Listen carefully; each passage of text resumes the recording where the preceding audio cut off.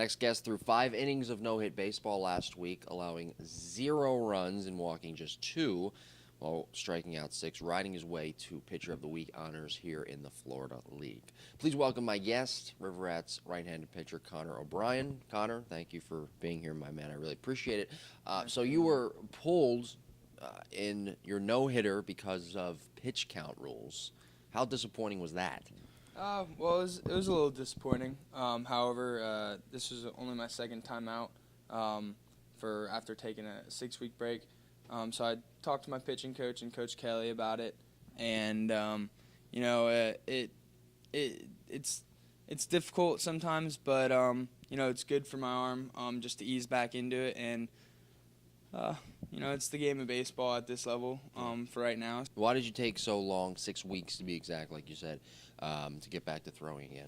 Well, after the state tournament at the JUCO level, I kind of just shut it down for a little while, and then came back in here, and I talked to Coach Kelly and Coach Cisco, who's our pitching coach, and we decided just to take it slowly.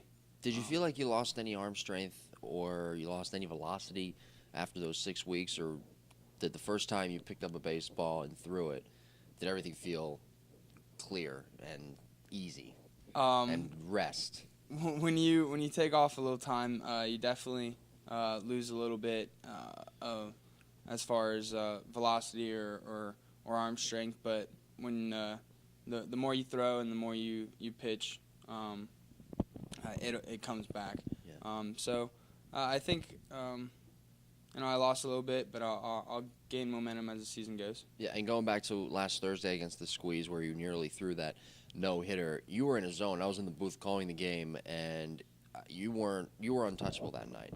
It looked it with your stuff, with your body language. Mentally, what kind of state were you in, knowing that you really were untouchable?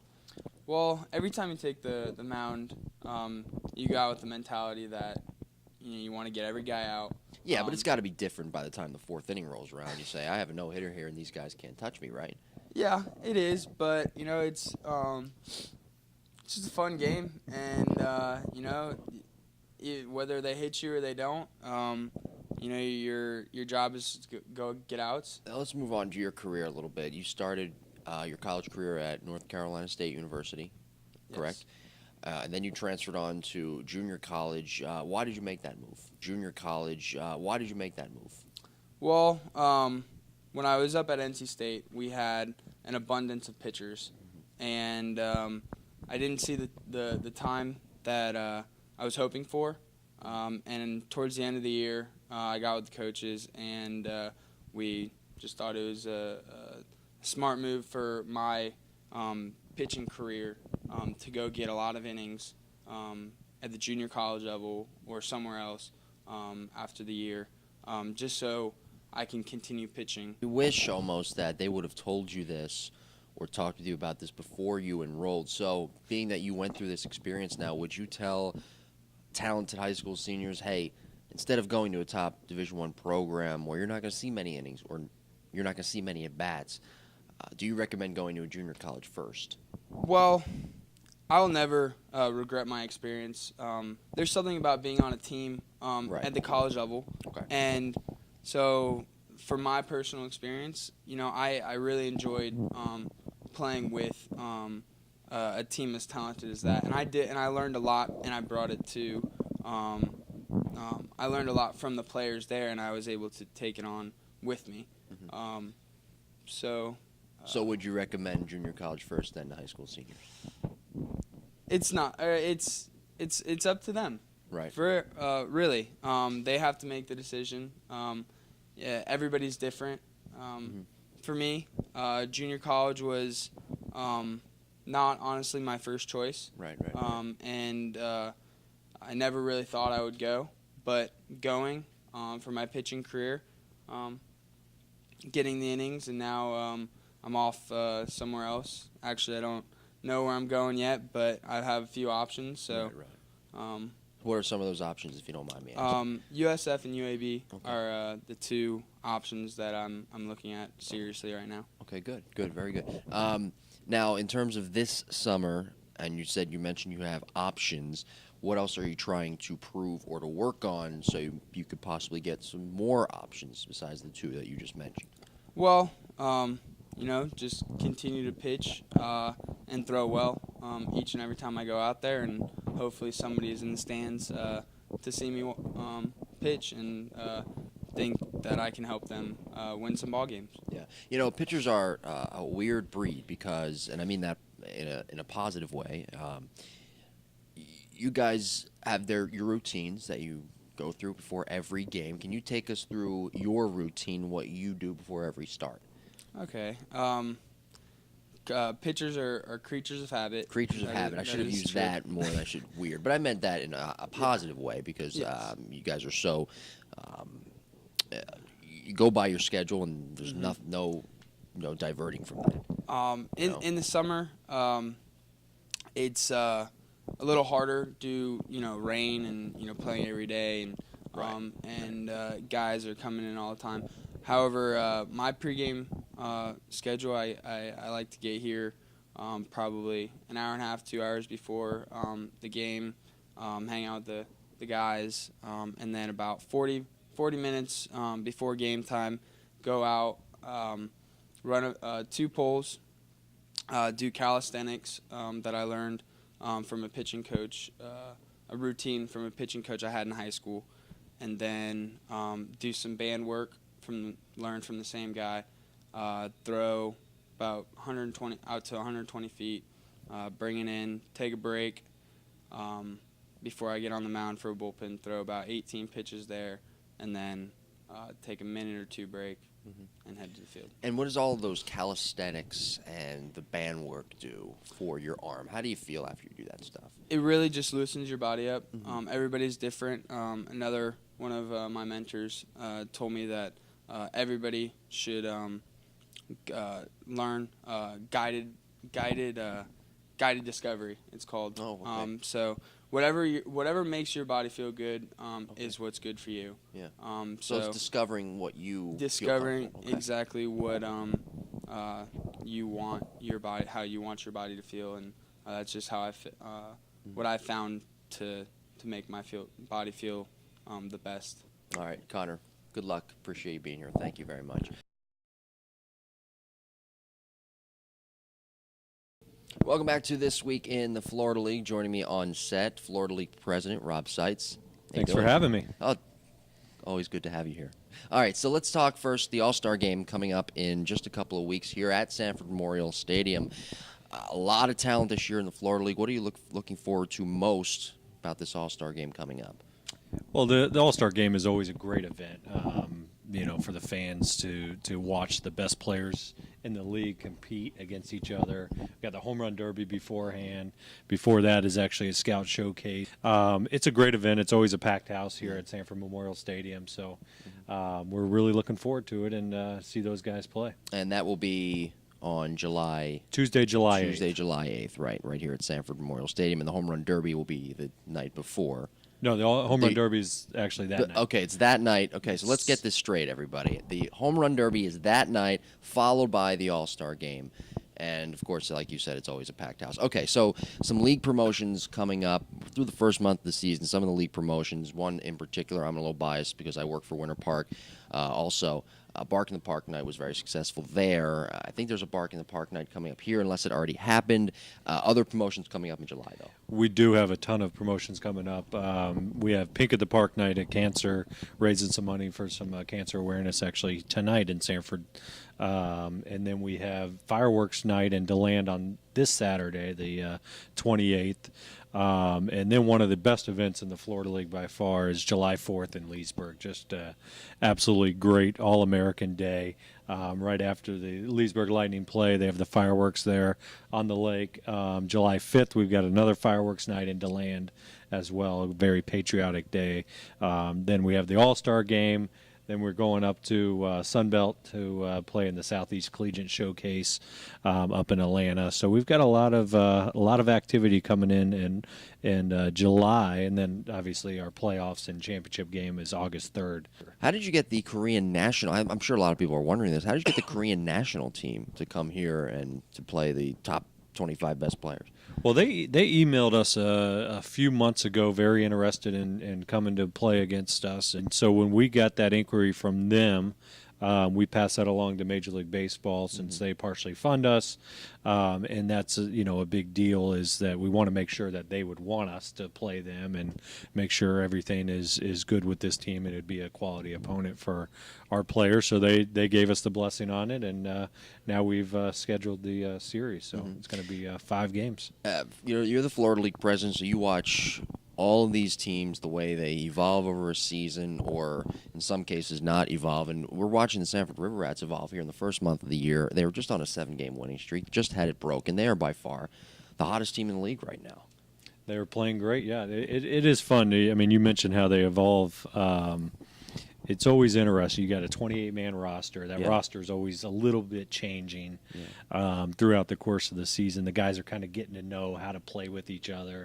Making sure that they have enough pitchers, and then those pitchers. A lot of these pitchers are starting pitchers in college, and then they become relievers in this league. So they have to learn their role and learn how to work with each other. One guy I'm thinking about too is Rock Rucker, who is listed on the roster still as a pitcher, and here he is. Last weekend, at least what I saw doing a game, he was batting third in Ken Kelly's order. Right. And the night before, I'm pretty sure he had, 4 RBIs. Maybe I could be wrong about that. Maybe it was 2 nights, whatever the case may be. But he had a heck of a week at the plate. Right. Yeah, Rock's a special talent. I know you had him on last week. The kid is very, very athletic, left-handed thrower, throws it in the low 90s, left-handed bat as well. And I know he talked, his dad played in the NBA as well. And the kid is just a freak as far as talent-wise. Yeah, he's a good athlete. And a great athlete. So, there are definitely some of those kids in the league that can do both, pitch and Hunter play Melton, position. too. Right. The guy who was just picked up by Ken Kelly. I think we really underestimate his recruiting skills. Former college coach at Georgetown. He recruited a heck of a team this year. Yeah, he's got a solid team. Especially with Melton, I would too. not say I underestimated it at all. I think he's, the reason we hired him in this league was to do that. I mean, he's got a lot of relationships. Brought in guy. Even last year had a very, very talented team. They didn't make the playoff run that they hoped they would make. But if you looked at them man for man, talent at every position, they're right there with any of them last year. Where did you find a guy like Hunter Melton, who, by the way, will be on our show in a little bit? Where does he find him? him? Where did he find him? It's all all recruiting type thing? Recruiting, exactly. Building a relationship with those college coaches and scouts, too. Yeah. A lot of the scouts want to see these players play in the league, so they, call up our coaches and say, hey, let's, what can you do to get this guy in the league? And also, too, I mentioned it in my open, there's right now, anyway, coming into this week, the week of today is Thursday the 25th, we don't have a clear-cut favorite as to who is the number 2 team or the 3rd best team in the Florida League. In your eyes, who is jockeying for those couple of spots? Because really there's the bottom of the league with the Freedom right now, and then there's the top of the league with the River Rats, and in between, everything's kind of jumbled up. Well, I think it's a very competitive. There's a lot of parity in the league. I mean, every night you never know. Yeah. You go to a ball game, you never know who's going to win. Sanford's ahead by a half a game right now over the Winter Garden Squeeze and the Winter Park Diamond That's Dogs. amazing for how hot they've been. Right, You would think they'd be ahead exactly. 3 games. They made a great run there. The Squeeze got off to a great start, but have kind of come back to earth a little bit. But they're still winning a lot of games, though, too. So they're half a game out of first place, and then Leesburg's right there, and DeLand's right there, and then College Park, DeLand won 4 in a row earlier this week as well. Right. And College Park is playing some good baseball as well. So, like I said, anybody can win any night. It's great parity amongst all the Florida League teams. The Futures League is a big. It's a league that filters players, is what I'm trying to say. Filters players up a lot of times to these the big clubs here in the Florida League. What's the status right now of the Future League? Futures League is going great. We have eight teams in the Futures League this year, which is the highest that we've ever had. It's basically made up of high school seniors that are graduated high school seniors going on to college, and current college players. They play about a 25 game schedule plus playoffs, and the championship there as well, all-star game in that league as well. But yeah, no, it definitely works as a almost like a minor league system for the Florida League. I mean, there's as you see from broadcasting a game every night, there's going to be injuries.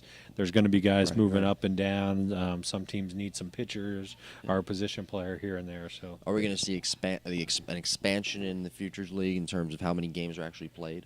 I think it's a good number right now. I think we're kicking around the idea of actually doing some more development days where we bring them in and do some more training with our coaches and stuff.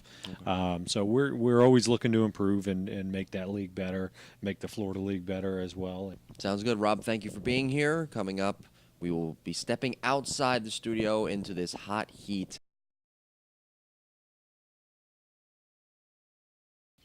Welcome back to This Week in the Florida League. We step outside in this 110-degree heat here in Florida, and Hunter Melton is the unfortunate victim of this heat. He is our first guest actually outside, Sanford River Rats infielder. Hunter, thanks for being here.